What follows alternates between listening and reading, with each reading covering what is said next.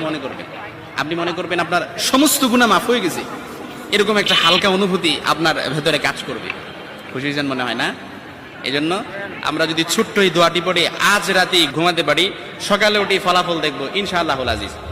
আমি যদি আপনাদেরকে হাদিসের টেক্সট শোনাই, হযরত যায়েদ রাদিয়াল্লাহু তাআলা আনহু থেকে বর্ণিত, রাসূল সাল্লাল্লাহু আলাইহি সাল্লাম বলেন, হাদিসের স্পষ্ট ন্যারেশন হচ্ছে, যে ব্যক্তি রাত্রিবেলা 3 বার এই দোয়াটি পড়ে ঘুমিয়ে যাবে, সকালে উঠে আল্লাহ তাআলা তার সমস্ত গুনাহ মাফ করে দিবে। সুবহানাল্লাহ বাড়িতে যায় বললেন। এই জন্য আজ রাতেই যদি এই দোয়াটি পড়ে ঘুমাতে পারেন, সকালে উঠে ফলাফল দেখবেন ইনশাআল্লাহুল আজিজ।